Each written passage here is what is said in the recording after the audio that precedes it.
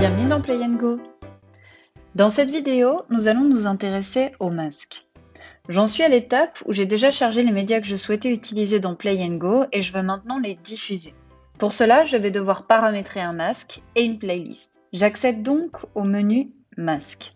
Un masque sert à agencer des contenus médias dans un écran, c'est-à-dire les zones où vous allez charger des médias différents. Voici quelques exemples, comme un écran avec un masque 4 zones, un écran avec une seule zone. Lors de la création d'une playlist, il faudra toujours choisir un masque associé pour diffuser le contenu. En tant qu'administrateur ou créateur de contenu dans Play & Go, vous pouvez créer des masques en amont de la création d'une playlist pour vous assurer que tout le monde respecte bien un certain modèle ou tout simplement faciliter la vie de vos collègues. Je vais d'abord vous montrer comment créer un masque depuis le menu masque. Comme toujours, la bonne pratique c'est d'organiser les masques par dossier pour qu'on puisse plus facilement les identifier et les retrouver par la suite. Je vais donc créer un nouveau dossier entreprise pour y ranger le masque que je suis sur le point d'ajouter. Une fois que le dossier est créé, je clique dessus pour l'ouvrir et créer du contenu à l'intérieur. Puis je clique sur Nouveau et cette fois-ci je choisis Masque pour créer un nouveau masque. La fenêtre de paramétrage du masque s'ouvre.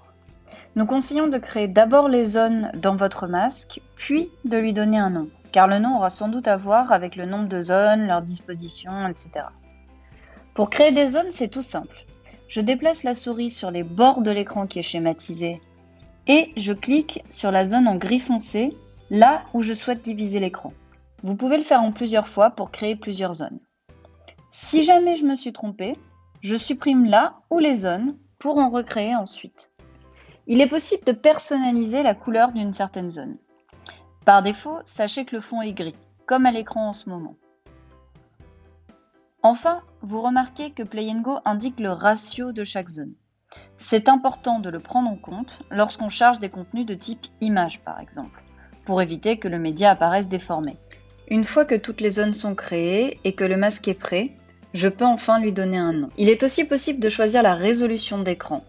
Mais Play & Go est responsive. Cela signifie que dans tous les cas, le masque et les médias s'adapteront à la résolution de votre écran. Enfin, on peut orienter un masque en mode horizontal, c'est-à-dire paysage, ou vertical, portrait, selon comment sera orienté et paramétré l'écran final. Quand tous ces détails sont renseignés, je clique sur le bouton Enregistrer, puis je referme ma fenêtre lorsque c'est fait.